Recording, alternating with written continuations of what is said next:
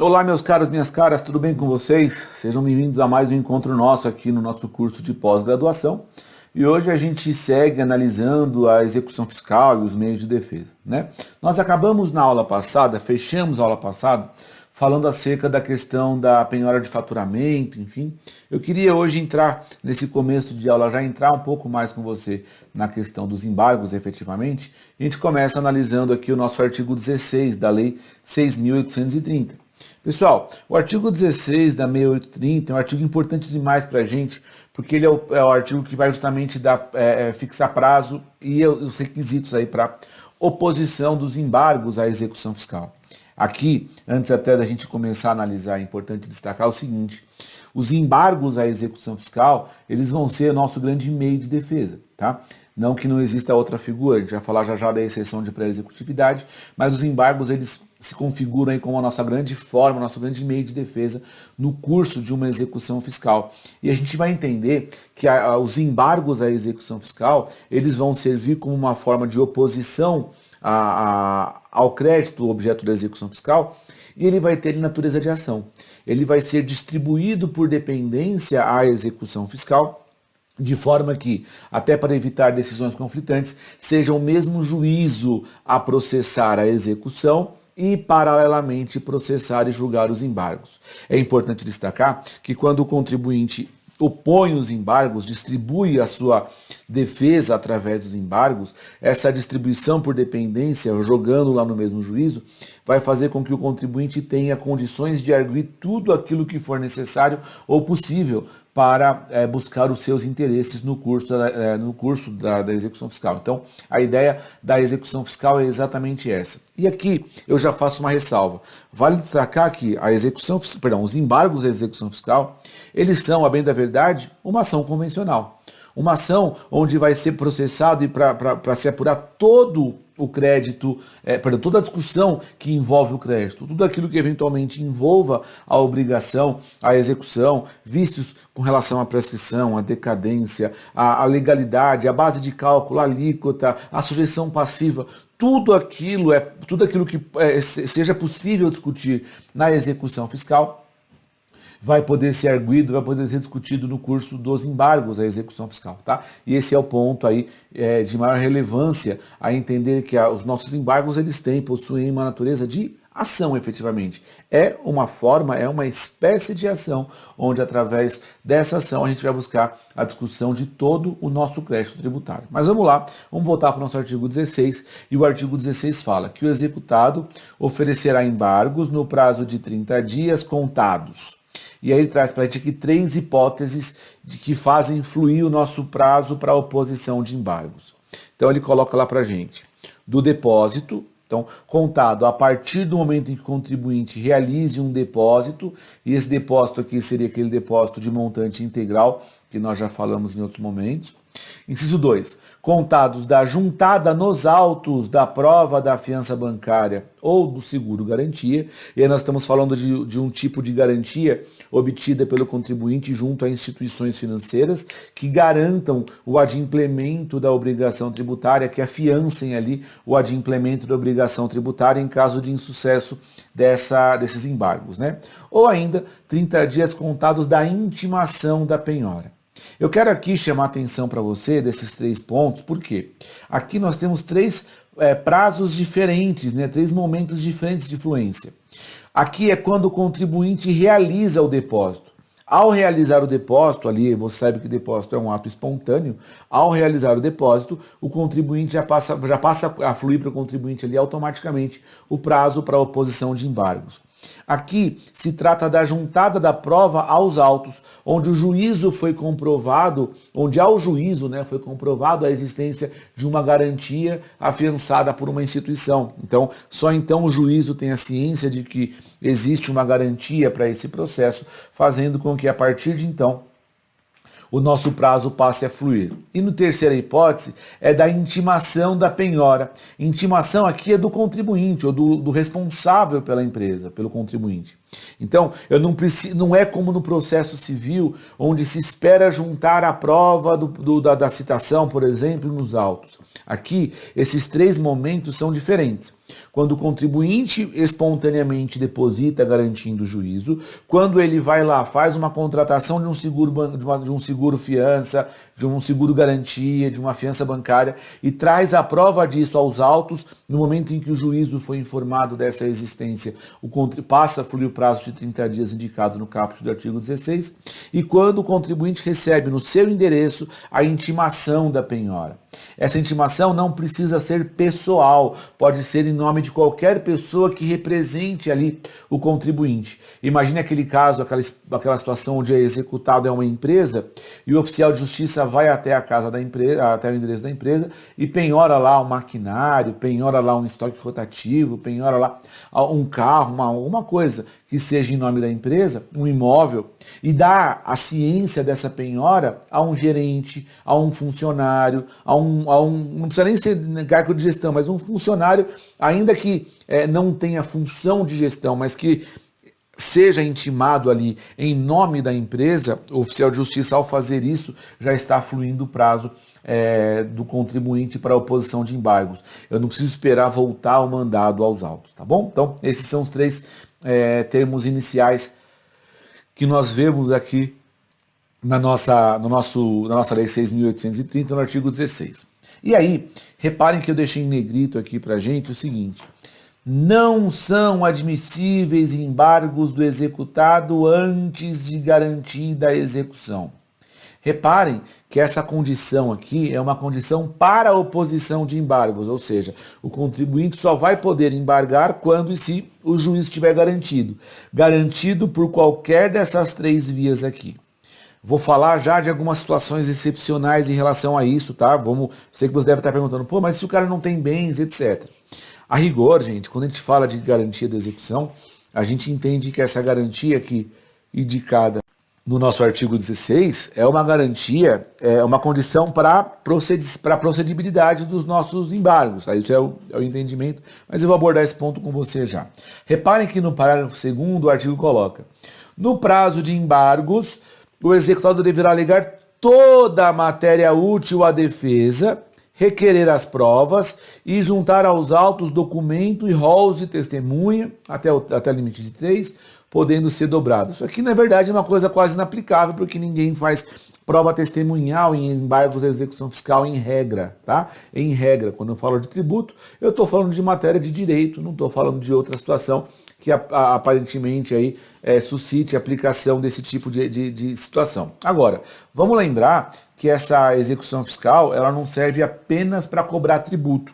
Débitos fazendários de natureza não tributária, tipo multa, por exemplo, pode também ser objeto de execução fiscal. Então, a princípio, a gente até teria aí possivelmente uma situação de multa, onde o contribuinte queira fazer algum tipo de prova testemunhal, ou algum outro tipo de prova, enfim. Mas reparem, a partir do momento em que ele fala aqui que vai alegar toda a matéria útil à defesa e fazer a requisição, fazer a solicitação de provas, ele está dando aqui para a gente a prerrogativa de que tudo isso deva ser arguído em sede de embargos, tá? Então aqui a gente não admite ficar rediscutindo a matéria em situações como essas. E parágrafo 3º, não vai ser admitida reconvenção nem compensação, né? Nem reconvenção nos embargos, nem compensação. A alegação de compensação em embargos não vai acontecer. E as exceções, salvo as de suspeição, incompetência e impedimento, vão ser arguidas como preliminar e serão processadas e julgadas com os embargos. Então, eventual alegação de suspeição do juízo, de incompetência do juízo ou algum impedimento deve ser arguido ali como matéria preliminar nos autos dos embargos à execução fiscal. Tá? Então, são pontos aí que o nosso artigo 16 traz para a gente como condição aí de procedibilidade, tanto prazo e quanto a garantia. Né? E aí você repare que ele coloca lá aquela ideia de que não vai ser admitido embargos antes de garantido ali efetivamente o juízo. Muito bem. É importante a gente entender essa figura da garantia do juízo, porque isso é uma questão que dá bastante discussão aí na jurisprudência, enfim, né? Olha esse julgado aqui, ó. 2016, tá? STJ. Olha o que ele coloca aqui, ó. A execução fiscal, processo civil, embargo da execução fiscal, ausência de penhora, falta de interesse de agir, inaplicabilidade do 914 do CPC. O 914 do CPC é aquele artigo que garante a oposição de embargos no processo civil, independentemente da penhora ou da garantia do juízo. Mas reparem, olha o que ele coloca aqui nesse julgado STJ.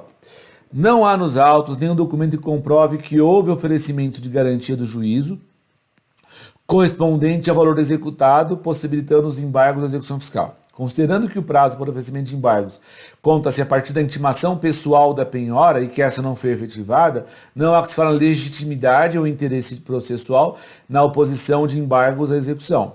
O STJ afirmou o entendimento que, quanto à prevalência do artigo 736 do CPC, que permite ao devedor a oposição de embargos independente de penhora, sobre as disposições de execução fiscal, que determina a inadmissibilidade de embargos antes de garantir a execução. Tem-se que, face do princípio da especialidade, no caso de conflito aparente de normas, as leis especiais sobrepõem as gerais. Então, reparem, esse aqui é o artigo do CPC antes da reforma, tá, que fazia menção à ausência de garantia do juízo. Mas reparem, de acordo com esse entendimento do STJ aqui, a gente vai na linha de que a figura da garantia, ela é para a gente uma condição de procedibilidade dos embargos, uma condição de admissão dos embargos, ou seja, a gente estaria diante de uma situação que, a partir do momento em que o juízo não esteja garantido, dada a especialidade da lei de execução fiscal sobre o CPC, nós não aplicaríamos o CPC, mas a lei específica, a lei própria do tema, e essa lei própria do tema coloca a garantia como condição, como requisito. E aí ele vai nessa linha, eu preciso aplicar a lei especial. Vamos pensar em outros aspectos, já quero trazer uma situação de justiça gratuita ou não para você, mas repare, a rigor, o que eu tenho eu posso oferecer embargos à execução, opor os meus embargos à execução fiscal, quando e se houver garantia, por depósito, por penhora ou por fiança bancária.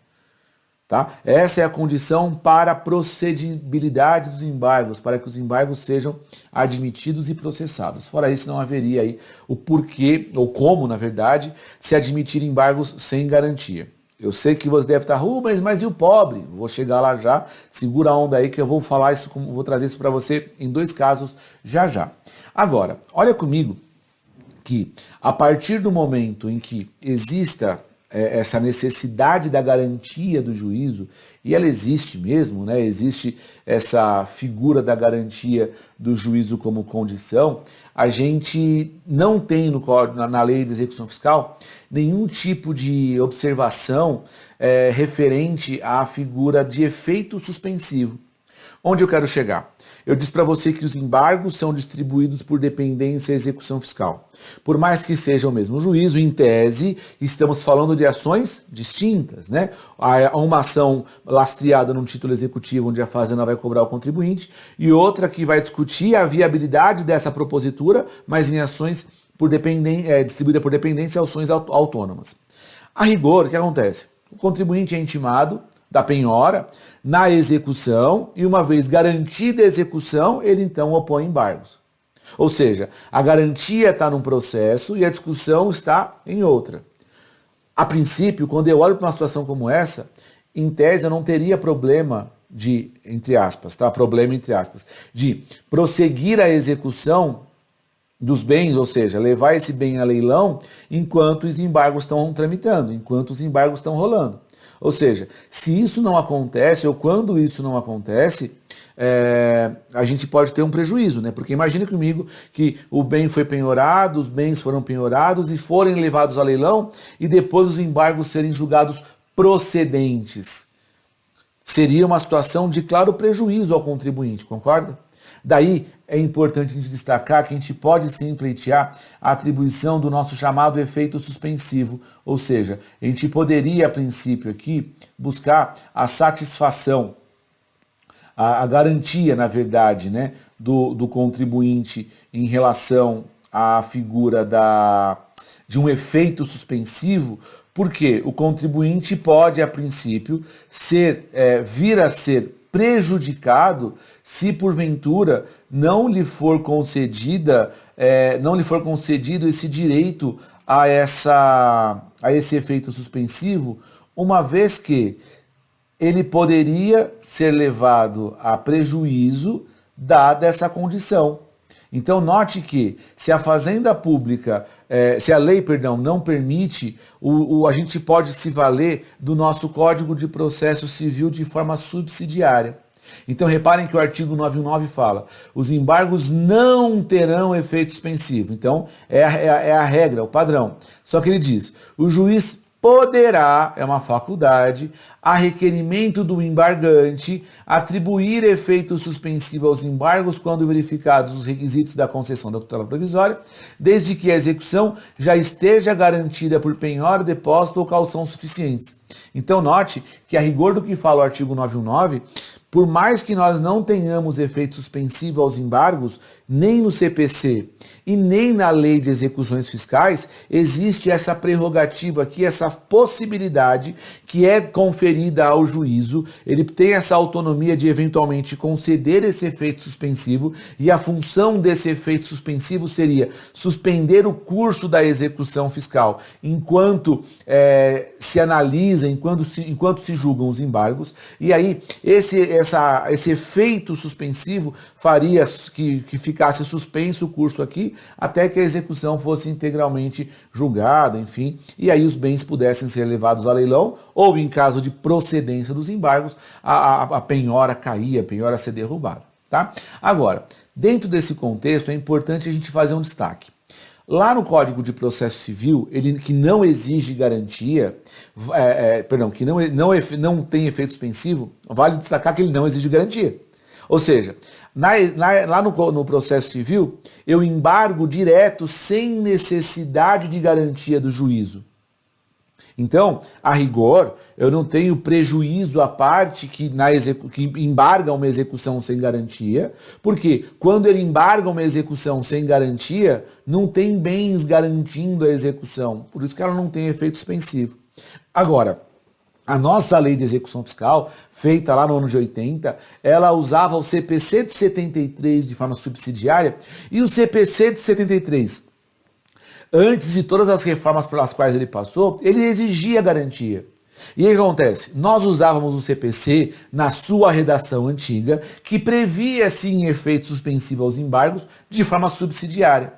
Como o CPC foi reformado, tirou a garantia e, consequentemente, também tirou o efeito suspensivo aos embargos, mas a lei de execuções fiscais não foi reformada, não foi alterada, então a gente fica numa situação de disparidade. Por quê? O contribuinte, além de ter que garantir o juízo para poder embargar, ainda não tem no seu bojo ali, dos seus embargos, efeito suspensivo. Por isso que eu ressalto a redação do nosso artigo 919, porque reparem que os requisitos dados aqui pelo 919 são... presentes os requisitos para concessão de tutela provisória. Então, basicamente, estamos falando aqui de perigo de dano e probabilidade do direito, né? E aí, o outro requisito seria que a execução já estivesse garantida por penhora. Penhora, calção, me perdoem.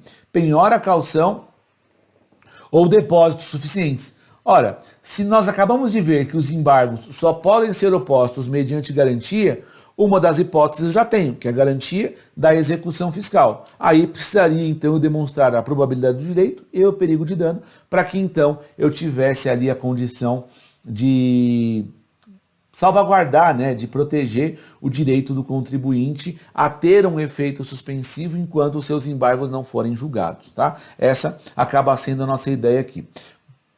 Próximo disso, nós temos o repetitivo 526 do STJ, que levou exatamente essa questão a julgamento, né?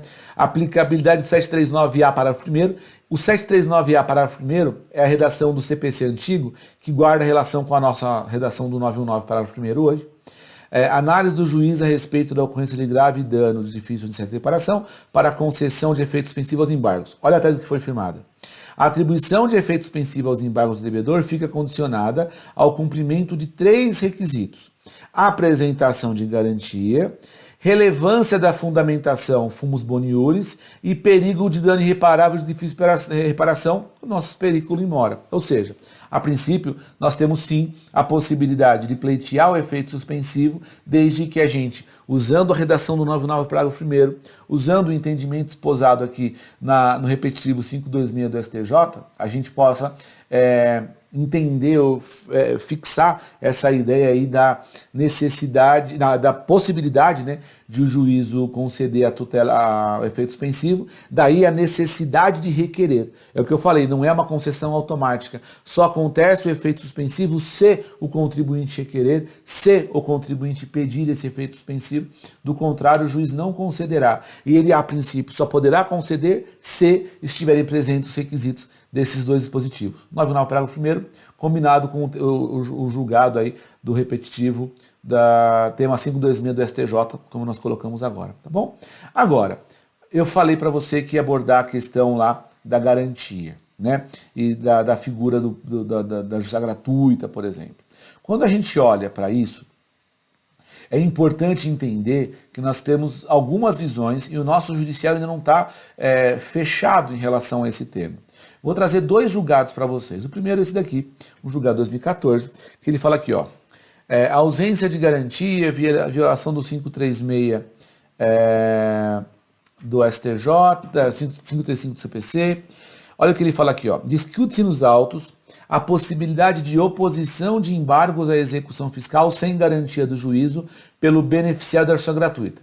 Nos termos do STJ, a garantia do pleito executivo fiscal é condição de procedibilidade dos embargos do devedor, nos exatos termos do artigo 16, parágrafo 1º da Lei 6.830.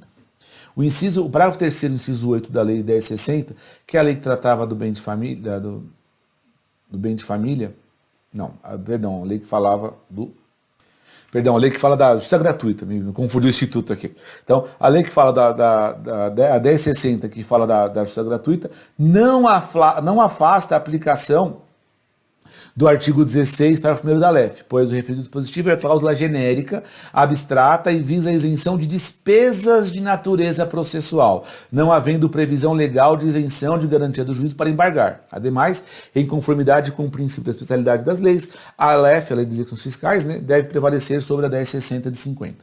Aí, nós vemos então um ponto a compreender. Quando a gente fala de justiça gratuita, ser beneficiário da justiça gratuita não é sinônimo de dispensa de garantia do juízo. Para onde eu quero chegar? Não cola a tese, a linha de falar, olha, já que eu sou beneficiário, já que eu sou pobre na acepção jurídica do termo, eu quero poder embargar sem garantir o juízo. Isso de acordo com o entendimento esposado num julgado como esse. Então reparem que ele fala o seguinte, eu não vou fazer confusão, eu não vou estabelecer,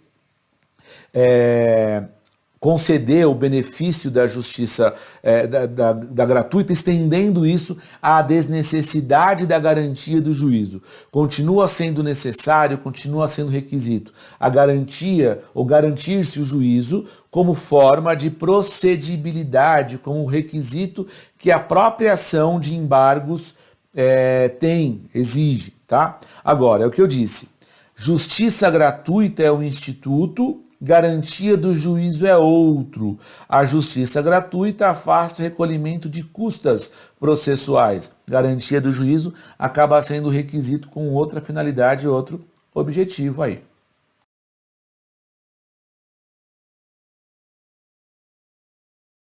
Agora, uma outra forma da gente enxergar isso, e talvez isso faça bastante relevância para você, é um julgado como esse que eu estou colocando na tela para você agora, que é um julgado mais recente, é um julgado agora de junho de 2019, né? um julgado agora de junho do ano passado, tem um ano aí que ele foi publicado, mas enfim, olha essa visão da forma como o STJ entendeu nesse caso aqui, ó.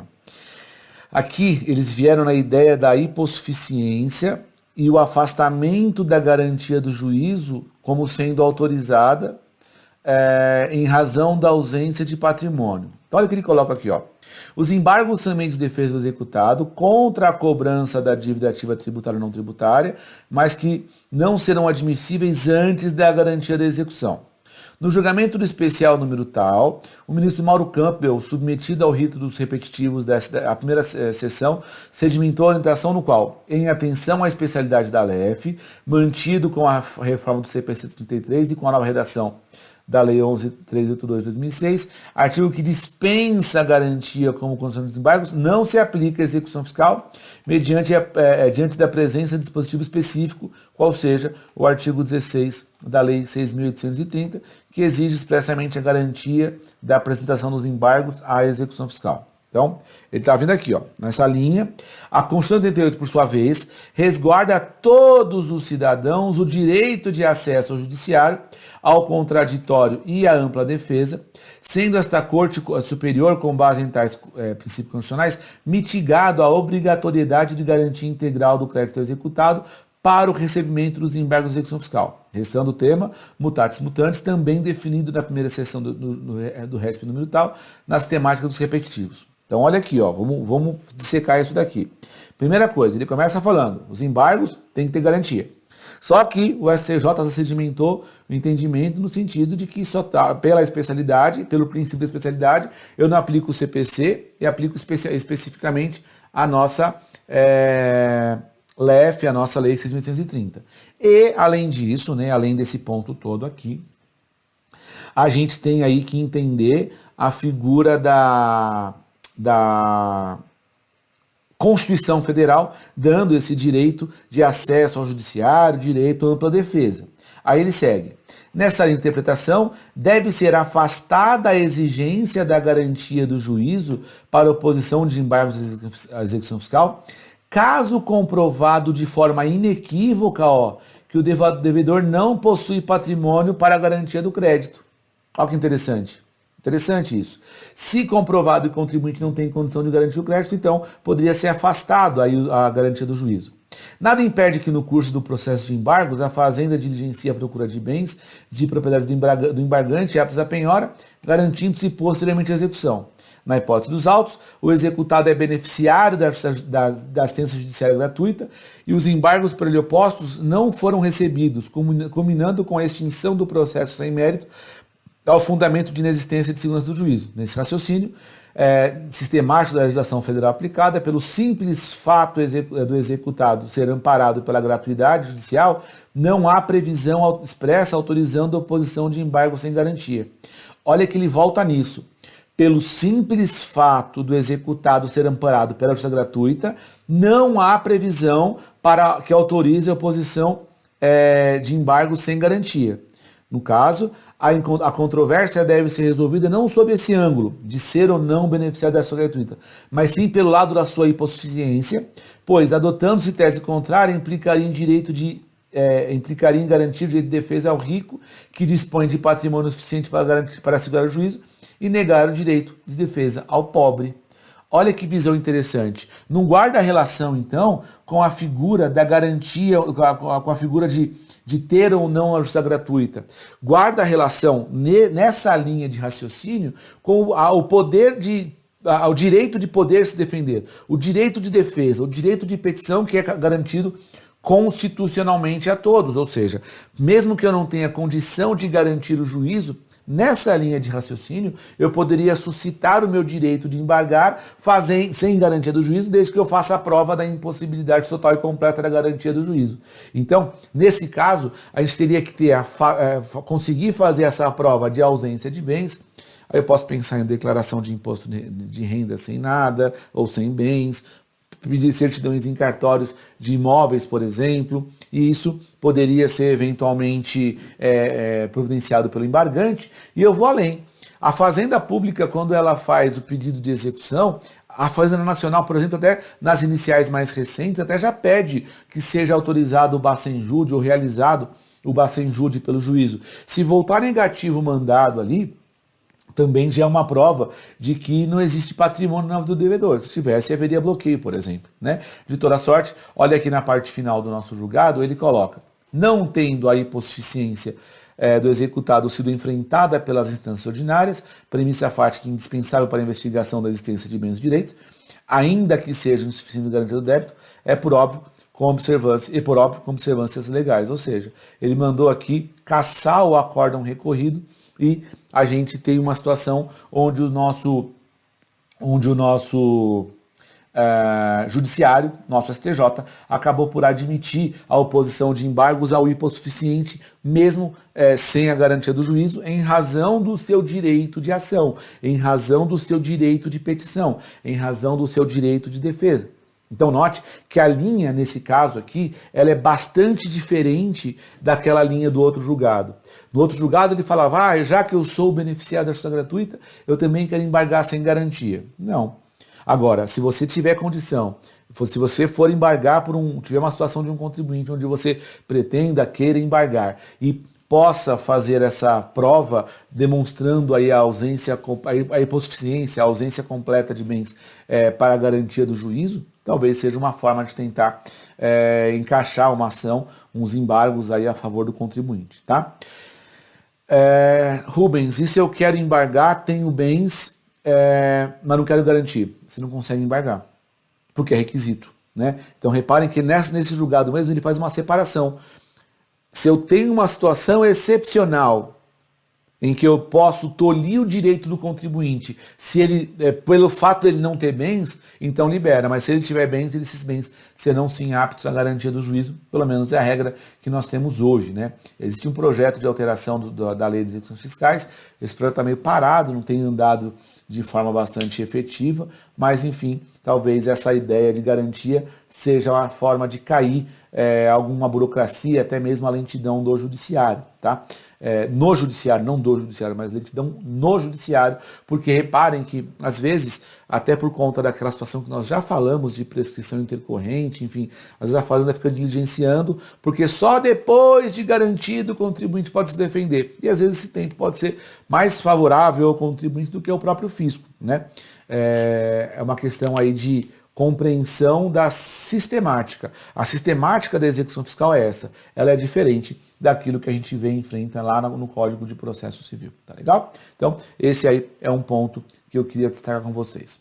Um outro ponto que eu queria destacar com vocês era justamente falando da peça de embargos em si. Por quê? Como eu te falei, ela é uma ação que tem objetivo de defender o contribuinte, então eu vou distribuir por dependência a execução fiscal, e essa ação ela vai obedecer os requisitos todos do artigo 319 do CPC, inclusive no que tange a provas, valor de causa, honorários, porque é uma ação convencional. A diferença é que ela vai ser justamente distribuída por dependência ao juízo que nós já sabemos, ao juízo que nós já recebemos a citação.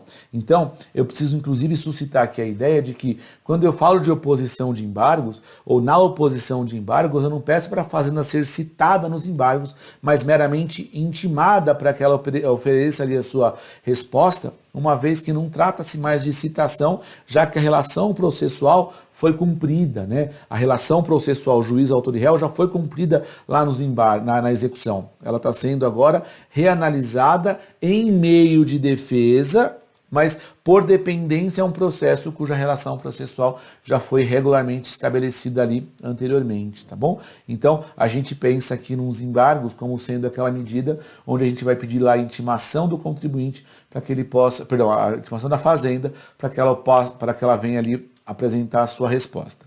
De toda sorte, vale destacar que aquilo que nós até já lemos agora há pouco, né? Nós já vimos há pouco quando nós lemos o artigo 16, mas ele fala aqui, ó, nos embargos, o executado deverá alegar toda a matéria útil à defesa, requerer provas, etc. Ou seja, a partir do momento em que a gente tenha garantido o juízo e tenha feito a oposição de embargos, tudo aquilo que for necessário, tudo aquilo que for possível para a apresentação de defesa do contribuinte deve ser feito.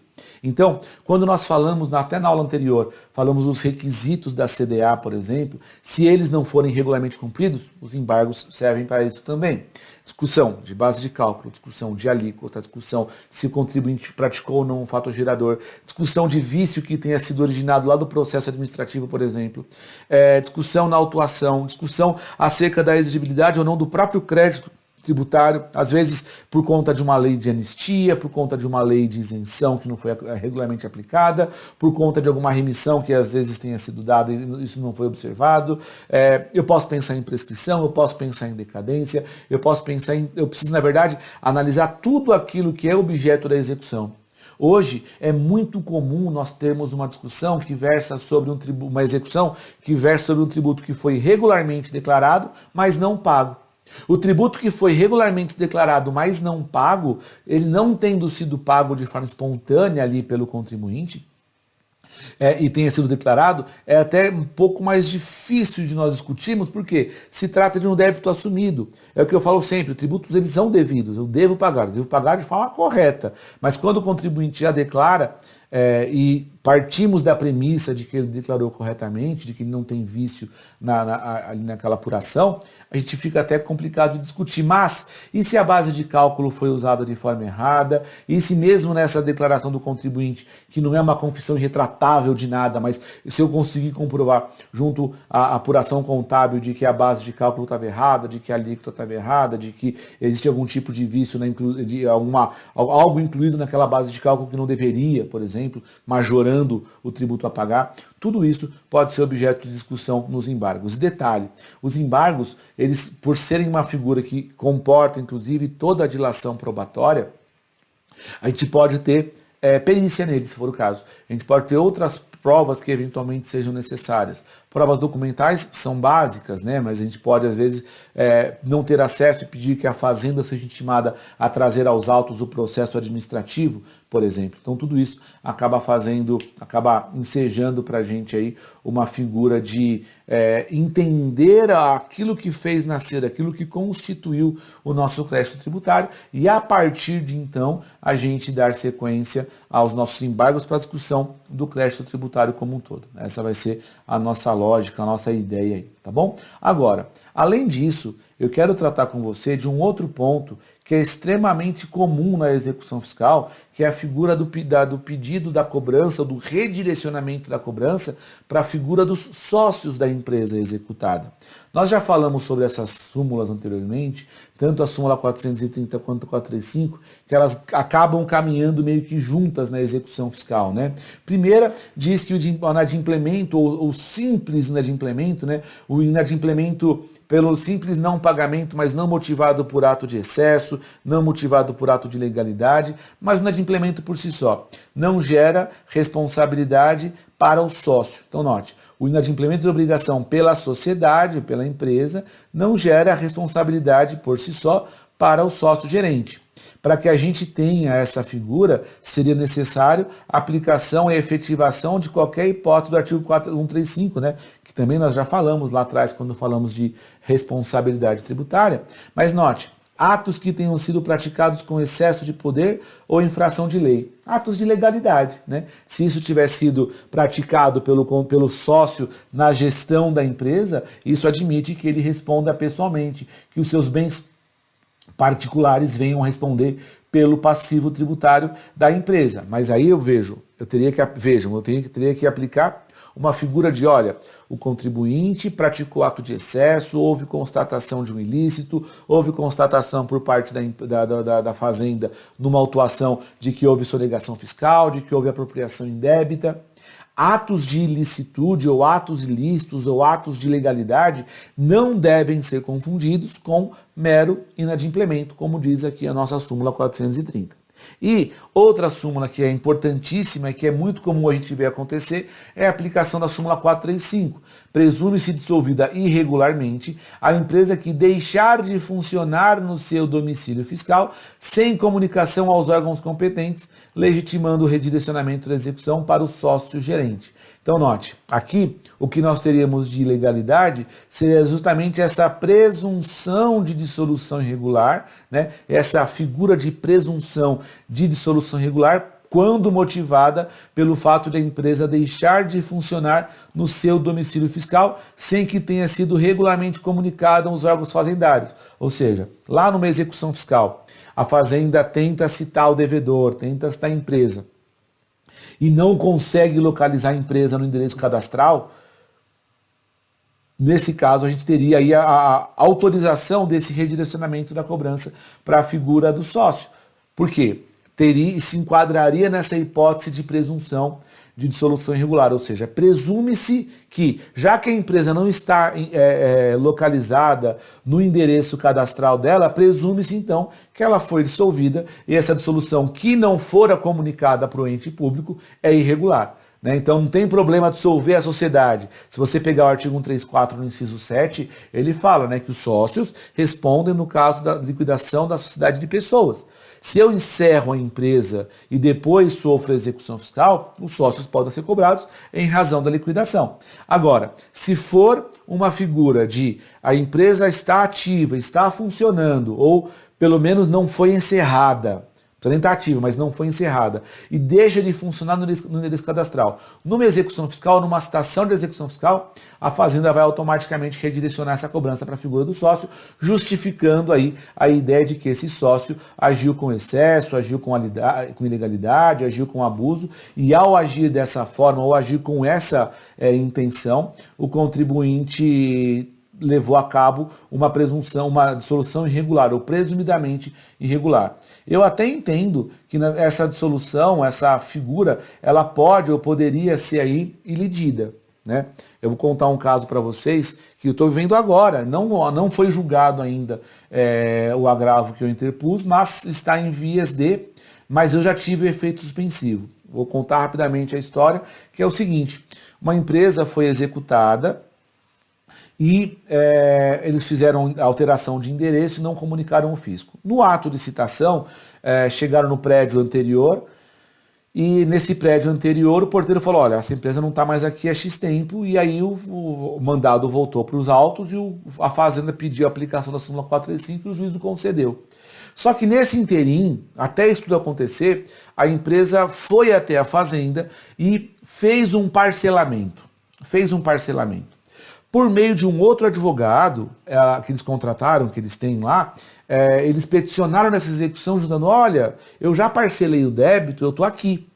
Só que por uma falha, enfim, não foi atualizado os dados cadastrais da empresa. Mas eles fizeram parcelamento, e o parcelamento inclusive está ativo.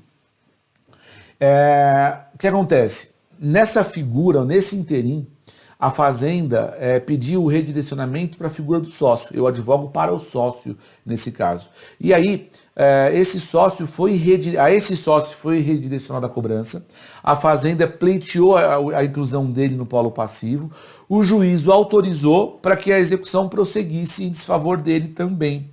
Só que, qual que foi a minha tese na defesa dele? Olha, não tem sentido essa figura ser cobrada, essa pessoa ser cobrada pessoalmente, ou ser ela incluída, já que a presunção da súmula 435 foi ilidida. A presunção de dissolução irregular foi ilidida quando a empresa compareceu nos autos, representada por um patrono, por um advogado, e está pagando um parcelamento em dia. Você pode falar: Rubens, mas está parcelando, tinha por que incluir o sujeito? Que acontece o seguinte: naquela execução fiscal, estão cobrando 5 CDAs. E eu não sei por que razão, a empresa, quando parcelou, consolidou o parcelamento de 4. Uma delas ficou fora. Então, em tese, essa daqui não está suspensa, porque não está parcelada, e a Fazenda pediu o prosseguimento da execução em relação a esse sócio, cobrando especialmente essa dívida que não foi suspensa pelo parcelamento. Se não fosse isso, até não haveria tanto prejuízo, mas a rigor, esse sujeito ele está numa situação de risco, porque o patrimônio dele pode eventualmente vir a responder por uma dívida cuja legitimidade entendo não ser tão aplicável assim por parte do fisco, já que, na minha visão, houve uma elisão, um afastamento dessa figura da presunção quando a empresa compareceu aos autos e está pagando o parcelamento em dia. Ou seja, a empresa existe, a empresa está pagando o seu tributo e não tem por que você cobrar do sócio ou redirecionar contra o sócio. Mantém só contra a empresa. Na verdade, você até pode perguntar: Rubens, mas ele é sócio? Ele é um ex-sócio. Na época em que essa operação aconteceu, ele era sócio da empresa. saiu depois disso e agora vieram com a inclusão dele. Enfim, espero conseguir esse agravo, esse provimento agravo para a exclusão dele, que seria uma situação bem interessante, inclusive para a gente discutir aqui nas nossas aulas, como eu estou fazendo com você agora, tá? Mas é um caso interessante aí da prática da advocacia na execução fiscal. Olha comigo esse outro julgado aqui, que fala exatamente da figura do redirecionamento. Olha o que ele fala aqui, é um julgado do STJ. Ainda, embora seja necessário demonstrar quem ocupava o posto de gerente no momento da dissolução da empresa, é necessário antes que aquele responsável pela dissolução tenha sido também simultaneamente o detentor da gerência na oportunidade do vencimento do tributo. É que só se dirá responsável o sócio que, tendo poderes para tanto, não pagou o tributo, daí exigir-se seja demonstrada a detenção da gerência no momento do vencimento do débito, e que, ademais, conscientemente optou pela irregular dissolução da sociedade. Por isso também exigível a prova da permanência no momento da dissolução irregular. Um julgado interessante que fala exatamente dessa questão de como deve se tratar essa figura do redirecionamento. Notem que nesse caso o STJ está vindo aqui na linha de que demonstrar que a pessoa estava na condição de gerente quando da dissolução irregular.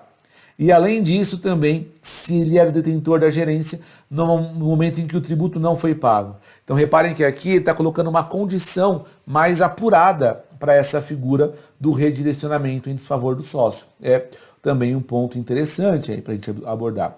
Olha mais um julgado, esse aqui 2017, olha o que o STJ fala aqui, ó. Delimitação, cadê?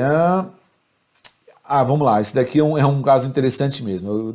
Eu estava com um outro julgado na cabeça, mas esse daqui, ele vem, representa, na verdade, o julgamento do repetitivo 444 do STJ, tá? Você pode confirmar depois lá no STJ, a gente até vai comentar lá aqui daqui a pouquinho, mas a figura do tema 444 do STJ. Olha o que foi aqui, ó.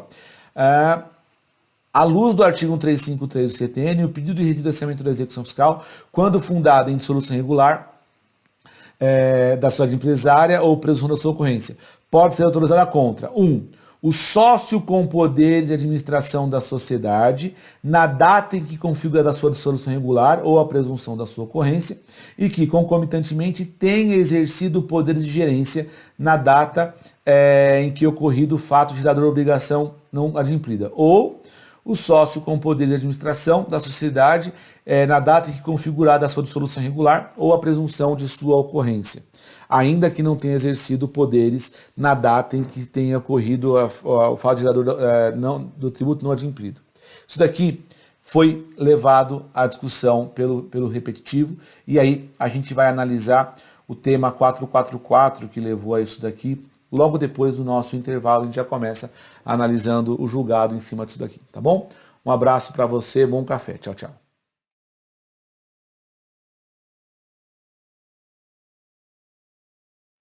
Vamos lá, pessoal, voltando do nosso intervalo, eu queria só fazer uma pequena correção. Eu falei no final do bloco anterior que nós tínhamos relação com o tema 444 do STJ.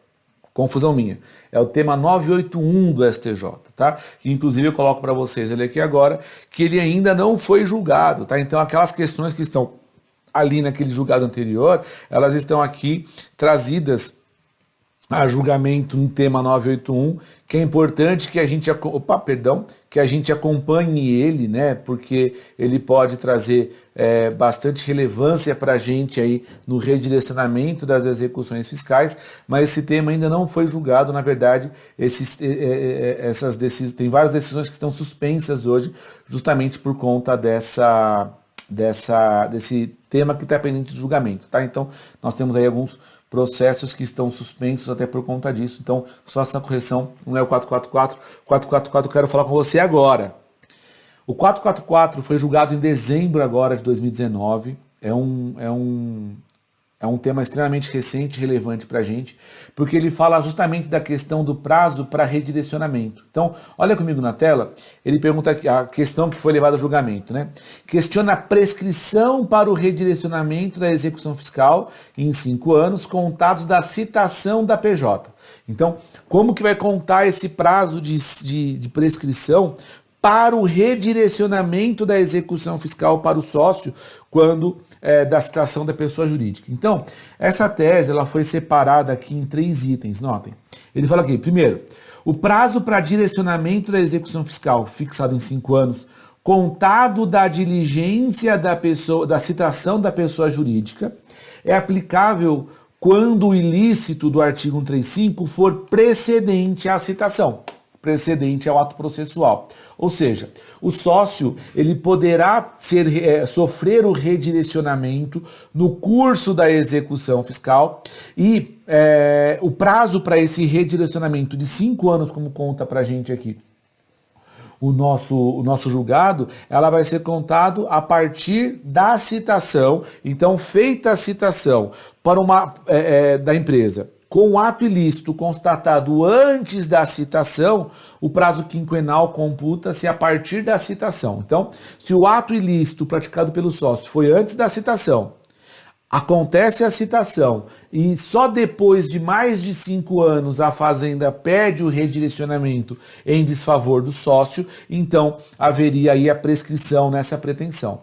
Então ela teria da citação 5 anos para pleitear se o ato ilícito foi anterior, de acordo com o que está aqui no nosso item 1 da tese do 444. A segunda hipótese, item 2. A citação positiva do sujeito passivo devedor original da obrigação tributária, por si só, não provoca, então a citação positiva não provoca o início do prazo prescricional quando o ato de dissolução for subsequente a essa citação.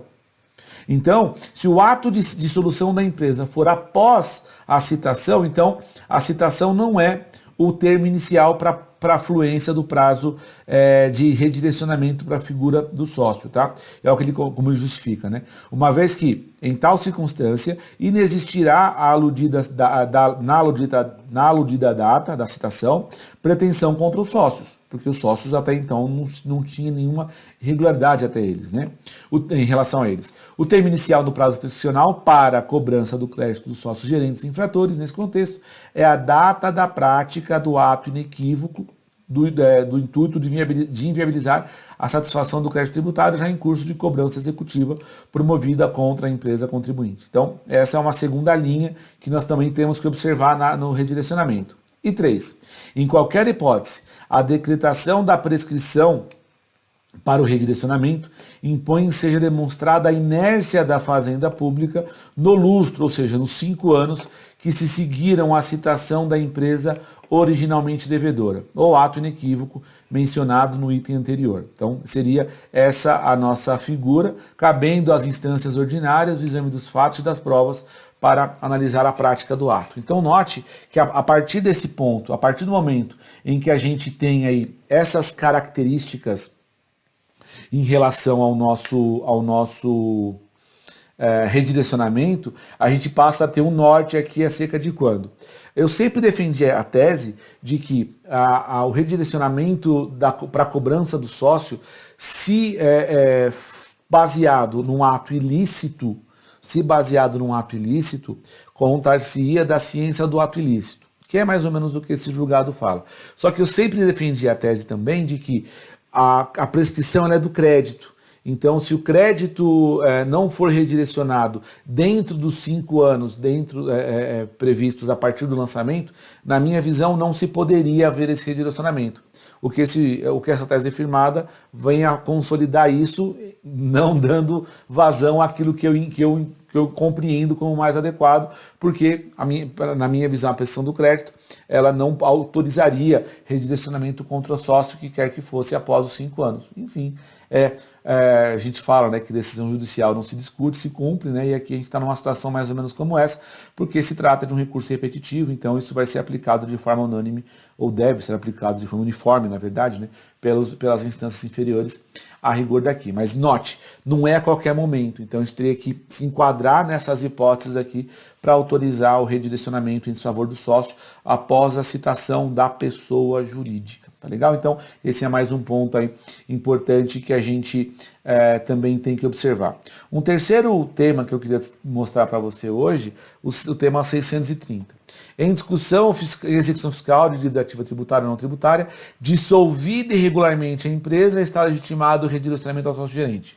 Então, dissolvida, está automaticamente autorizada a transmissão à figura do sócio-gerente, ou seja, a gente tem aqui essa figura sendo transmitida tanto para a dívida ativa tributária como a não tributária. Ou seja, a gente tem aí uniformização também nessa linha de raciocínio, nessa forma de pensar.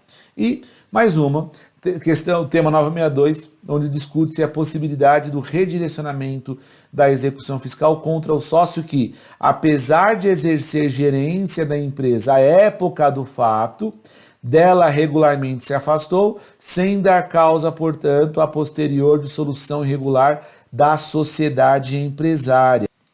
Nesse caso, o tema 962 ainda está pendente de julgamento, ainda está pendente de análise lá pelo nosso STJ, de forma que nós não temos ainda uma resposta oficial acerca disso. Mas note que questão interessante. Possibilidade de cobrar contra o sócio que estava na época em que nasceu o débito, em que se originou o débito, ou em relação àquela pessoa que deu causa à dissolução irregular. Uma questão interessante essa. Por quê? Se a cobrança for direcionada para a pessoa que deu causa ao débito, na minha visão, teria que haver ilícito por parte dele para que ela responda. Agora, se for cobrar da pessoa que deu causa à dissolução irregular, me parece que é mais próximo do entendimento da súmula 435. Então imagine que eu era sócio com você numa empresa, saio da sociedade e antes de eu sair, enquanto eu estava na sociedade contigo, a nossa sociedade tinha passivo tributário. Não sonegado, passivo tributário de mera inadimplência. Saio da sociedade. Você segue a sociedade com sozinho ou com outra pessoa, enfim, e ao seguir com essa atividade, você dá causa ao encerramento, a uma dissolução irregular disso. Após esse contexto, há uma cobrança de execução fiscal do débito que estava ativo ou que nasceu enquanto eu estava sócio contigo. Será que seria justo eu responder pessoalmente por um mero inadimplemento e que foi depois analisado, ou depois houve uma figura de redirecionamento por conta de solução regular? Entendo que é exatamente esse ponto que a gente vai ter aí a partir da decisão do nosso STJ quando isso for julgado. De toda sorte, mais um tema, junto com o 981, que é importante que você acompanhe aí junto ao STJ para saber quais serão as atualizações que o STJ vai nos trazer, tá bom? E aí, eu quero trazer para você uma outra dúvida, não é dúvida, mas uma questão, né?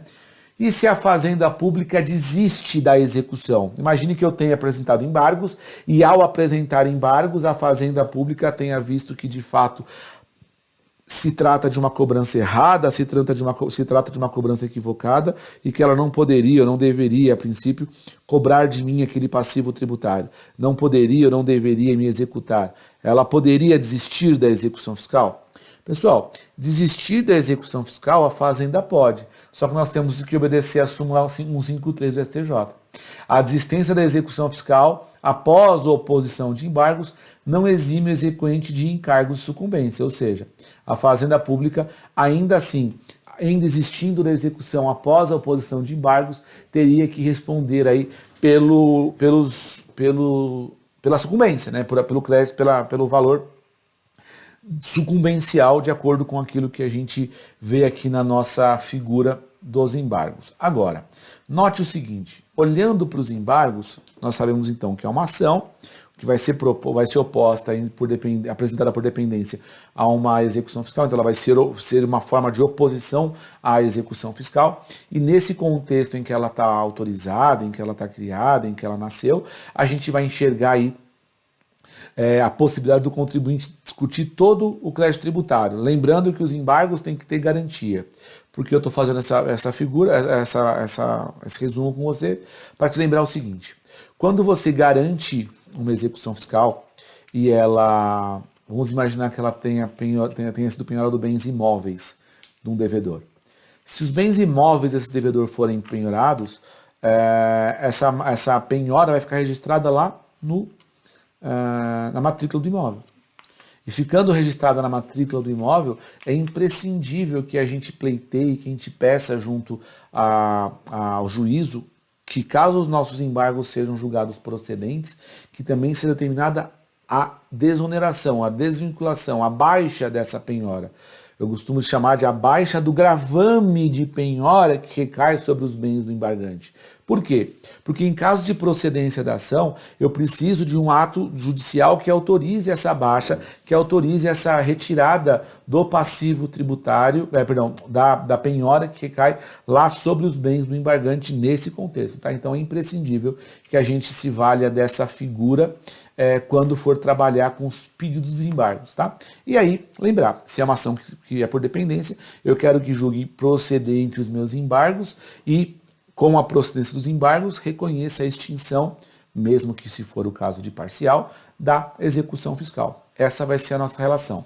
A sentença de embargos vai guardar relação, vai surtir efeitos lá nos autos da execução fiscal. Se os embargos forem procedentes, a execução é improcedente. Se os embargos forem improcedentes, vai seguir a execução fiscal. Tá? E sabendo que se trata aí de embargos de execução fiscal, caso os embargos sejam julgados improcedentes, desses embargos terá uma sentença, da qual caberá um recurso de apelação. Tá? Então, o contribuinte pode apelar caso haja aí a improcedência dos embargos. A gente vai falar de apelação logo com o professor Josival, inclusive.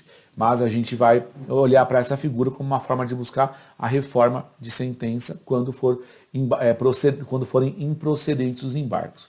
Agora, os embargos têm essa cara que eu te trouxe.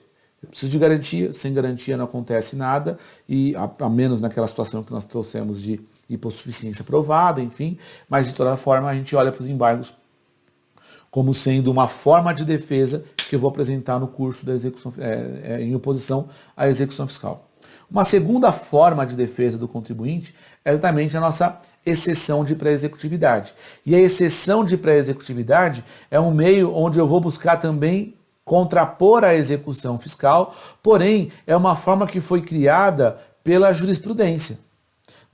Nós não temos, a rigor, nenhum tipo de previsão legal da exceção de pré-executividade. Então, sempre que o contribuinte verificar que no curso de uma execução fiscal tem alguma coisa que deva interromper, que mereça interromper o prosseguimento da execução fiscal, então eu tenho aí a possibilidade de apresentar uma exceção de pré-executividade.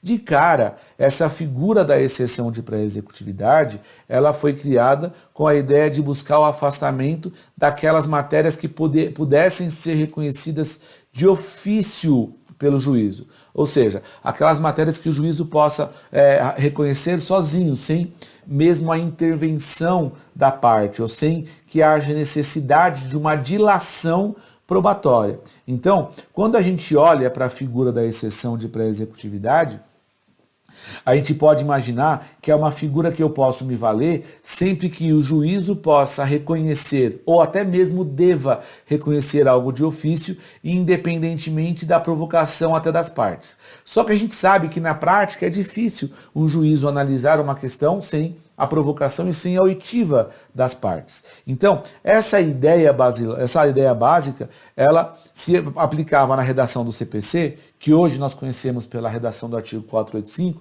que fala aqui, que o juiz não resolverá o mérito quando verificar a ausência de pressupostos de constituição e de validade do processo, reconhecer perempção ou dispendência de coisa julgada, verificar a ausência de legitimidade ou de interesse processual, em caso de morte da parte, for considerado intransmissível por disposição legal, e aí ele fala, o juiz conhecerá de ofício matéria constante dos incisos 4, 5, 6 e 9, em qualquer tempo, grau de jurisdição, enquanto não ocorrer o trânsito em julgado. Então reparem que, a rigor do que esse dispositivo fala, o juízo poderia, naquelas situações, dar uma sentença sem julgamento de mérito, inclusive a qualquer momento do processo, fazendo com que qualquer provocação da parte que trouxesse essa informação para o juízo fosse suficiente, fosse hábil aí a invocação do direito do contribuinte, da parte executada. Só que, junto dessa mesma linha, a gente pode destacar o que fala a nossa súmula 393. E a súmula 393 do STJ acaba sendo, junto com essa ideia de extinção do feito sem julgamento de mérito, a nossa grande chance de discussão e, obviamente, acabar por determinadas situações ter sim uma análise de mérito. Por exemplo, quando a gente olha para cá, a súmula fala: a exceção é admissível na execução fiscal relativamente às matérias conhecíveis de ofício, aquelas que o juízo possa reconhecer sozinho, e que não demandem dilação probatória. Aí a gente vai chegar em outro ponto. Por quê? Os embargos, além de terem a necessidade lá de garantia do juízo e ser o meio de defesa por excelência na execução fiscal, a gente sabe que ele tem lá toda a fase da dilação probatória, como eu falei para você há pouco. Só que quando eu penso na exceção de pré-executividade, eu posso me valer da figura da exceção de pré-executividade quando eu quiser discutir matérias que o juízo pode ou deve reconhecer de ofício, e ao reconhecer de ofício, ou quando ele reconhece de ofício, ele pode analisar a questão que eu estou suscitando ali. E aí, seja a matéria atinente a questões que ele possa ali analisar sem produção de prova, eu preciso então pensar em matérias que poderiam, a princípio, entrar nesse pacote. Em tese, eu falo aqui de prescrição, de decadência. Eu levanto a bandeira de que nós possamos até mesmo tratar de ilegitimidade passiva em sede de exceção de pré-executividade, porque muitas vezes a ilegitimidade ela não depende de uma prova efetiva, da comprovação efetiva, mas eu vou trazer para vocês alguns pontos contrários em relação a isso, a gente vai abordar já já. Quando eu penso em exceção, então a gente vai pensar que as hipóteses de exceção foram aumentando aí com o tempo, especialmente quando a gente fala aí de tudo aquilo que não tenha, prova pré-constituída, que eu possa fazer discussão, possa travar a discussão independente da produção de uma prova pericial, por exemplo. Agora, é imprescindível que seja matéria que seja ponto que não dependa de dilação probatória. Isso é imprescindível. Porque se houver necessidade de produção de provas, aí tem que ser via embargos. Tá? Por conta até desse entendimento que nós falamos aqui, simulado na súmula 393, eu preciso que as provas sejam todas pré-constituídas, eu não demande a produção de prova, de prova pericial, por exemplo. Não tem sentido se eu tiver numa situação que demande esse tipo de situação, a exceção não caberia. Eu vou trazer para você uma extração de um texto muito legal que conceitua para a gente a figura da exceção. Tem até algumas ressalvas a fazer aqui, mas olha o que ela fala aqui, ó.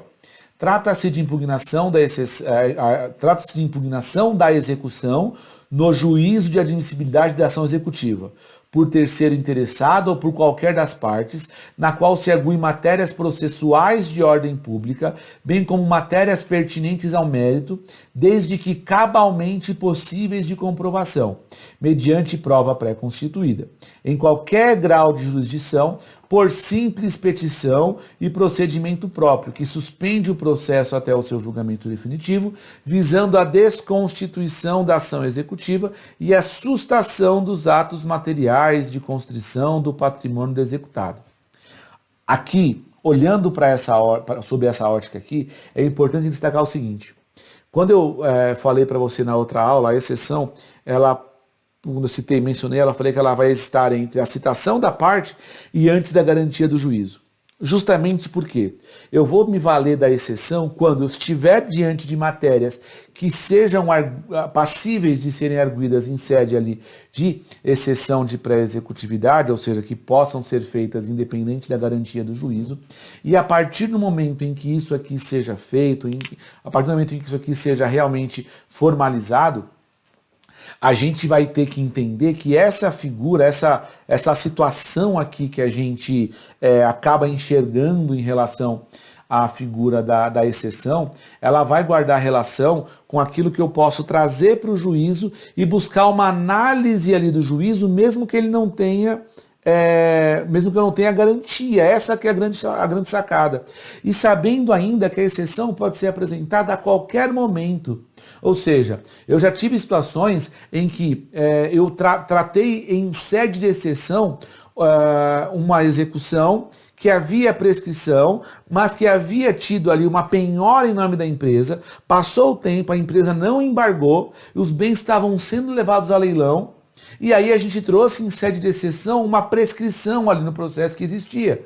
Era parcial, mas existia, foi suficiente para parar todo o processo de leilão e permitir que a empresa que ganhou tempo no estudo tivesse se recuperado e parcelasse o saldo. Agora, ela não perdeu o seu patrimônio por conta disso. A qualquer momento é cabível a exceção. Em qualquer momento do processo a exceção acaba sendo possível, tá? Olha essa outra extração da mesma obra, tá? Analisando sistematicamente o novo Instituto Processual da Exceção de Pré-Executividade, é de se concluir que não há precisamente delimitação de um momento processual para a sua arguição. Eis que a matéria não se subordina aos efeitos da preclusão, por referir-se às questões de ordem pública, suscitáveis a qualquer tempo. De fato, a arguição de ausência dos requisitos da execução pode ser feita em qualquer grau de jurisdição, pois enseja a nulidade do feito e tem fundamento legal no parágrafo 3º do CPC 73, CPC antigo aqui, tá? Mas ela coloca exatamente isso, que era aquela questão do processo sem mérito. Então, quando a gente olha para isso daqui, a gente enxerga que a ferramenta da exceção, ela acaba sendo muitas vezes uma ferramenta extremamente interessante e importante para o prosseguimento da discussão, para que a fazenda possa ser instada a se manifestar, mesmo que o contribuinte não queira ou não possa garantir o juízo, mas seja ali, se veja numa flagrante situação de ilegalidade, de erro, de falha, de vício procedimental. Imagine comigo vícios de CDA, imagine comigo prescrição e decadência que independem de prova, imagine comigo situações que estejam cobrando um tributo já pago. Ah, Rubens, mas se eu já paguei, como é que eu provo? Preciso fazer a guia, né? Sim, eu trago a guia aos autos e falo, excelência, está aqui a prova do meu pagamento. Cabe, eu competiria a fazenda afastar essa prova ou demonstrar que esse documento é fraudulento. Então, não se trata aí de uma situação de produção de provas, mas de trazer uma causa extintiva. Eu gosto de colocar como hipóteses de extinção de exceção, além da prescrição e decadência, também qualquer outra hipótese de extinção do crédito. Se eu já tive uma extinção, além da prescrição e da decadência, um pagamento, uma compensação, ou qualquer outro ato que tenha dado, uma remissão, tenha dado extinção ao crédito, e ainda assim a fazenda insiste no prosseguimento da cobrança, entendo que é uma cobrança errada. Agora, a extinção do crédito deve ser regularmente provada e comprovada. A partir do momento em que a gente enxergue essa figura, a gente consegue ver quais as possibilidades que a exceção nos traz. Olha comigo mais um julgado, e aqui ele fala aqui, ó. A exceção de pré é servil à suscitação de questões que devam ser conhecidas de ofício, como as atinentes à liquidez do título, aos pressupostos processuais e às condições da ação executiva, desde que não demandem dilação probatória. O espectro das matérias suscitáveis em exceção tem sido ampliado por força da exegese jurisprudencial mais recente, admitindo-se a arguição de prescrição e de legitimidade passiva do executado que prescindam de dilação probatória. A prescrição, causa extintiva do crédito, é passível de ser veiculada em exceção de pré-executividade. Então, isso aqui é um julgado que tratou especificamente aqui da figura da nossa exceção de pré.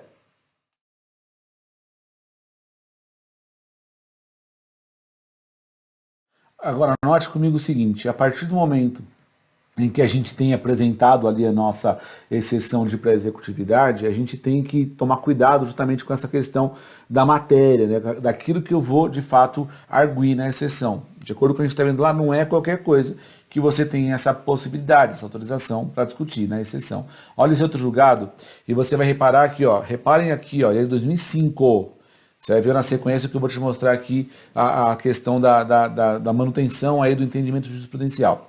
Olha o que esse julgado coloca. As matérias passíveis de serem alegadas em exceção não são somente as de ordem pública, mas também fatos modificativos ou extintivos do direito do exequente, desde que comprovados de plano sem necessidade de dilação probatória. É possível arguir-se em prescrição por meio de sessão de pré, sempre que demonstrada por prova documental inequívoca ou constante dos autos ou apresentada juntamente com a petição. A Corte Especial no julgamento do embargo de divergência do especial número tal, por maioria, concluiu ser possível a alegação de prescrição em sessão de pré. Note que isso aqui é 2005, né? Olha aqui que o STJ falou agora em 2018. 2018. Ele coloca aqui pra gente, ó. Deixa eu só limpar aqui esse nosso material. Então ela fala, ó, as matérias passíveis de ser alegadas em exceção não são somente as de ordem, mas também os fatos modificativos ou extintivos que possam ser demonstrados de plano sem necessidade de dilação probatória. Só que nesse caso ele coloca, né? A defesa apresentada pela recorrente embasa em decisão judicial que, em tese, suspende exigibilidade do crédito tributário, que enquadra assim questão que atinge requisito de certeza. Note que interessante, ó. A defesa embasada pela recorrente, embasada em decisão judicial que em tese suspende a exigibilidade do crédito, ou seja, havia algum tipo de decisão suspendendo a exigibilidade do crédito tributário, fazia com que o crédito fosse ali alvo de discussão quanto à sua liquidez e certeza, fazendo com que isso não demande dilação probatória, ou seja, o juízo estava ali regularmente demonstrado ao juízo, né, regularmente demonstrado ao juízo, quase que não sai, que havia ali uma causa suspensiva, que, portanto, não havia certeza e liquidez, já que existia uma decisão anterior em outro processo suspendendo a exigibilidade do crédito. Ou seja, como que ele vai prosseguir um crédito, a execução de um crédito que está sendo discutido em outra ação e que ação essa que já suspendeu ali a exigibilidade do crédito. Ou seja, a partir do momento em que a Fazenda Pública tem essa causa, que o crédito, tem essa causa suspensiva, a Fazenda não poderia ali prosseguir com a execução, e ele conseguiu ali naquela exceção interromper a cobrança, né? Então, são questões que a gente vai entendendo a respeito da compreensão do que é a nossa exceção de pré. Olha esse outro julgado comigo que também fala da questão, né? Olha o que ele diz aqui, ó. Responsabilidade dos sócios, matéria que exige dilação probatória. O termo inicial da prescrição é o momento da ocorrência da lesão ao direito consagrado no princípio universal da accionata. Em caso, não ocorreu a prescrição, porquanto o redirecionamento só se tornou possível a partir da dissolução irregular da empresa. Aí vem o item 3, ó. A responsabilidade subsidiária dos sócios, em regra, não pode ser discutida em sede de EPE, por demandar dilação probatória, conforme decidido no recurso especial número tal. Então, aqui é um ponto importante. Se eu tenho legitimidade, se eu tenho discussão quanto à legitimidade que demande essa prova, aí a gente tem uma outra forma de analisar isso, porque se demanda a dilação probatória, eu vou trazer outros repetitivos para você já que tratam do tema, a gente teria aí um problema em relação ao prosseguimento do feito, né? Estaria aí equivocado o prosseguimento da execução ou da cobrança, da exceção de pré-executividade por conta de uma cobrança redirecionada em desfavor da figura do sócio. Então, se tiver situação onde se demande a realização e a produção de prova, então, nesse caso, a exceção não teria lugar mesmo se tratando ali de uma discussão de ilegitimidade. Então, se houver a necessidade de provas, fica prejudicada a apresentação da exceção. Olha esse outro tema repetitivo aqui, que vale a pena a gente também destacar, que fala aqui, ó. Questiona-se a possibilidade de arguição em sede de EPE, ainda que fundada em inconstitucionalidade da lei ordinária que ampliou um prazo prescricional. A questão ela era bastante focada, né? Possibilidade de arguição de EPE para discutir fundada na inconstitucionalidade de uma lei que alegou ali um prazo de prescrição, que ampliou um prazo de prescrição. Olha a tese que foi firmada e para a gente o que vale é o enunciado da tese, né?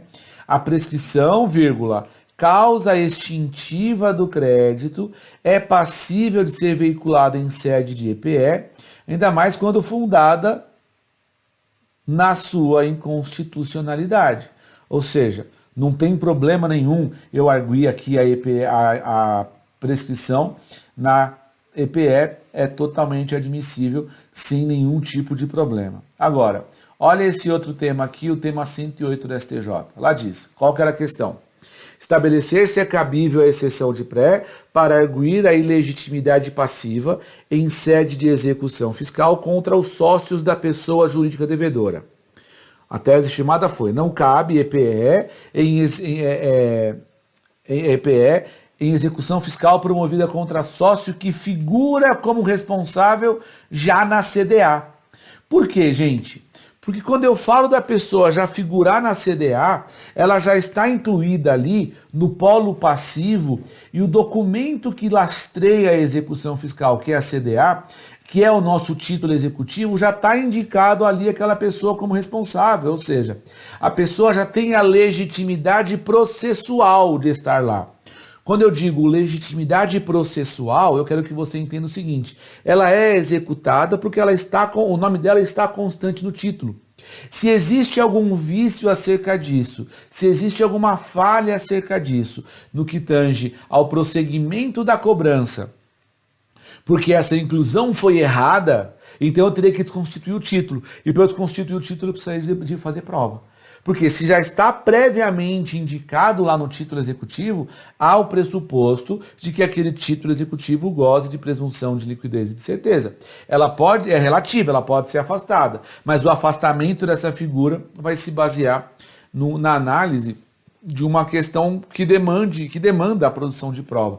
Eu preciso ali fazer a prova da existência desse passivo, dessa ilegitimidade no passivo em desfavor da pessoa, mas que ela já está no título, então não tem jeito, tem que fazer prova, não tem para onde correr.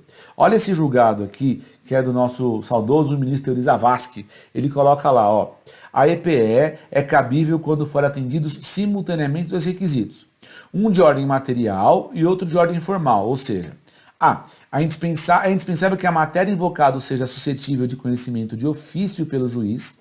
E B, é indispensável que a decisão possa ser tomada sem a necessidade da dilação probatória. Conforme assentado em precedentes de sucessão, inclusive o regime 543, né, que é do repetitivo, não cabe exceção de pré em execução fiscal promovida contra sócio que figura como responsável na CDA. Ele já está lá na CDA. É que a presunção de legitimidade assegurada à CDA, impõe ao executado, que figura no título executivo, o ônus de demonstrar a inexistência da sua responsabilidade tributária. Demonstração essa que por demandar a prova, deve ser promovida no âmbito de embargos da execução fiscal. Então, note, é pacífico ali o entendimento de que, se tratando de figura de pessoa que já esteja ali na CDA, nós tenhamos ali a figura de necessidade de prova para descaracterizar ou desconstituir aquela pessoa como sendo legítima na certidão de dívida ativa e, consequentemente, na execução. Então, esse é um ponto também que a gente tem que tomar cuidado por conta das matérias, tá?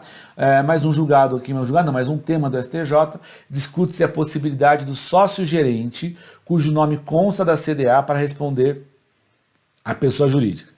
Se a execução foi ajuizada apenas contra a pessoa jurídica, mas o nome do sócio consta da CDA, a ele coube o ônus de prova que não ficou caracterizada nenhuma das circunstâncias do artigo 135, ou seja, não houve prática de atos com excesso de poderes. Mas reparem que ele coloca aqui, incumbe ônus de prova. Se incumbe ônus de prova, eu não posso tratar disso em sede de exceção de pré-executividade, a menos que eu tenha uma situação muito bem comprovada, muito bem demonstrada de forma prévia.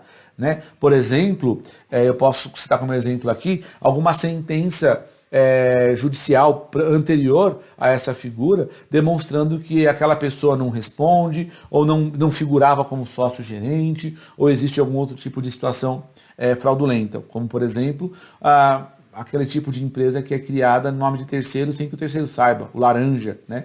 Certa vez aconteceu uma situação comigo, onde um sujeito me procurou, ele figurava como sócio de uma empresa toda estourada, com diversos problemas de execução fiscal, enfim, e ele nunca tinha sido sócio da empresa. Aí nós conseguimos fazer prova num processo autônomo de que o documento lá de contrato social não foi assinado por ele, havia ali uma falsificação, enfim, teve todo um conjunto probatório em ação própria. E via sentença, nós conseguimos ali a desconstituição daquela pessoa como sócia. Através daquela sentença, em exceção de pré, eu apresentei em diversos processos, falando, olha, essa pessoa não pode figurar aqui, já tem sentença judicial transitada em julgado, reconhecendo que ela nunca foi sócio dessa empresa, houve alguma falcatrua envolvendo o seu nome, e aí, por força dessa exclusão, os juízes acabaram aceitando em sede de exceção a exclusão daquela pessoa. Mas reparem, eu fiz toda uma produção de provas antes, isso foi juntado e foi comprovado e os juízes acabaram aceitando nas exceções onde aquela pessoa havia sido cobrada. Mas era uma situação diferente. Eu não precisei fazer prova na exceção. Eu não precisei comprovar falha na exceção. Eu fiz a prova num processo autônomo e com sentença judicial transitada em julgado, reconhecendo que ele nunca havia sido sócio da empresa. Os juízes acabaram aceitando isso em sede de exceção de pré-executividade. Tá? Então, é uma situação diferente. Olha esse outro tema do 104 do STJ, que fala aqui, ó, discute-se a responsabilidade do sócio-gerente, cujo nome consta da CDA para responder por débito de pessoa jurídica. Rubens, mas não é a mesma questão da 103? Sim. Agora, olha a tese aqui, firmada nesse caso. A EPE é admissível na execução fiscal relativamente às matérias conhecíveis de ofício e que não demandem dilação probatória. Ou seja, se eu tiver uma situação que demande, a princípio, aí, a figura da nossa dilação probatória, então isso não poderia ser trazido em sede de exceção de pré-executividade. Tá legal? Agora, tudo isso para a gente continuar falando de exceção, e aí eu vou trazer um ponto que nós já falamos em outro momento, mas eu acho que vale a pena a gente ressuscitar. Não vou falar com o mesmo teor de informação que nós já falamos anteriormente, mas está no seu material e está nas suas aulas anteriores, que é a da prescrição intercorrente. Prescrição intercorrente é arguível em sede de exceção de pré-executividade? Sim. Por quê? Porque a prescrição intercorrente, se a gente se enquadrar naquela tese que nós falamos há pouco, ela seria uma das causas extintivas do direito da fazenda.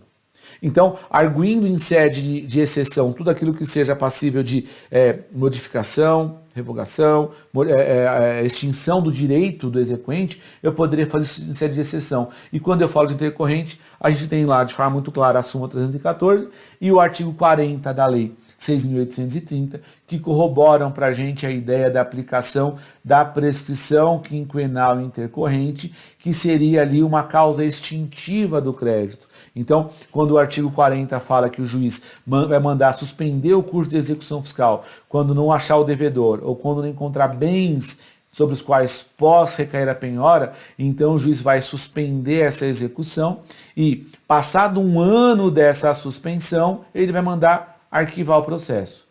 Se o processo ficar, após esse arquivamento, dentro do prazo prescricional, em matéria tributária, sempre 5 anos, arquivado, sem qualquer andamento, sem qualquer localização do devedor, sem qualquer localização de bens, então nós suscitaríamos aí a figura da interrupção, da prescrição intercorrente, e aí isso geraria uma extinção do crédito. Eu coloquei aqui no material de vocês, vou deixar rapidamente aqui só para você ver, mas você pode ler com calma aí em casa, o julgado que foi publicado agora no final de 2018, então em setembro de 2018 foi publicado esse julgado que trata da prescrição intercorrente e que fixou para a gente, na verdade, teses de repercussão geral, e a principal linha de raciocínio aqui é que o juiz não tem autorização e nem a fazenda tem prerrogativa de ficar pedindo suspensão do processo sem que haja atos efetivos de citação ou de localização de bens. Então, nós temos isso que geraram aí alguns temas de recurso de repetitivo, né?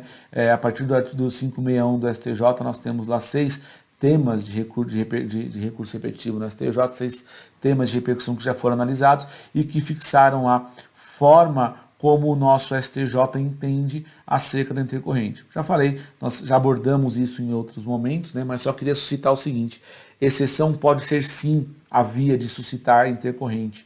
Se for uma causa extintiva do crédito da fazenda, o juiz a qualquer momento pode se manifestar e pode decidir acerca dessa figura que acaba ensejando, ou que vai acabar ensejando aí uma causa, uma extinção da execução, mesmo que de forma parcial, tá bom?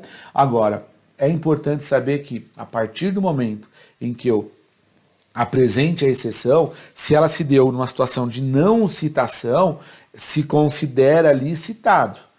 Então, eu tenho que tomar cuidado, eu preciso ter certeza plena de que eu vou apresentar a exceção no momento em que já fluiu o prazo efetivamente da intercorrente, contando sempre 1 ano da não localização do devedor ou da não localização de bens, 1 ano de suspensão e depois automaticamente mais 5, ou seja, 6 anos contados da negativa ou da citação ou de localização de bens do devedor. Está cheio de processo arquivado aí há um tempão. Arquivado há muito mais que isso, e aí a gente pode, a partir daí sim, ter a certeza de que o tributo foi atingido pela prestação intercorrente, né? Extinguindo ali o crédito tributário, a rigor desse entendimento esposado pelo nosso STJ. Legal? Vamos falar de mais um outro teminha importante aqui para a gente, e esse talvez um daqueles bem importantes, que é justamente a questão dos honorários.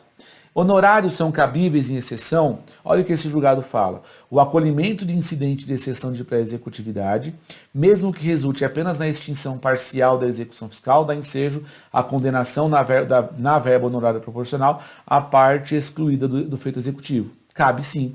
Não é porque foi via exceção que não se faz jus à aplicação da condenação da sucumbência. Então, a sucumbência ela vai ser sim aplicável, e entendo que a régua a ser usada na exceção é a mesma regra do artigo 85, do CPC, onde estabelece o parâmetro de cobrança baseado no valor da cobrança, no valor da execução, no quanto que está sendo ali a princípio executado. Penso que essa é sim a nossa forma de fazer acontecer a fixação dos honorários. Então note, havendo reconhecimento de que a execução foi indevidamente movida, houve ali prescrição, houve ali decadência, ainda que tenha havido uma situação de legitimidade que tenha sido provada em sede de exceção, qualquer que seja a motivação da extinção do crédito, a gente poderia sim falar em procedência da exceção, com acolhimento da exceção, né, dando procedência ao meu pedido ali para extinguir a execução e condenar a fazenda no pagamento das custas e dos honorários advocatícios. Por quê? A gente tem permissão, tem previsão, porque os honorários eles são devidos quando ficar comprovado de que a cobrança aconteceu de forma equivocada, de forma errada. Então essa é a grande análise que nós fazemos acerca dos honorários. A parte daquele julgado, nós também temos o tema 421 da CJ. Coloca lá. É possível a condenação da fazenda pública ao pagamento de honorários advocatícios em decorrência da extinção da execução fiscal pelo acolhimento da exceção de pré-executividade.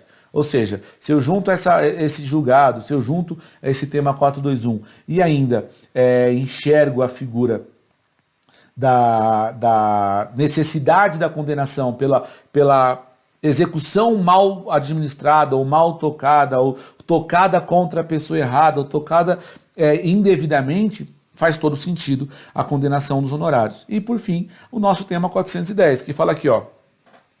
O acolhimento, ainda que parcial da impugnação, gerará o arbitramento dos honorários que serão fixados nos termos do artigo 20, atual artigo 85 do CPC, tá?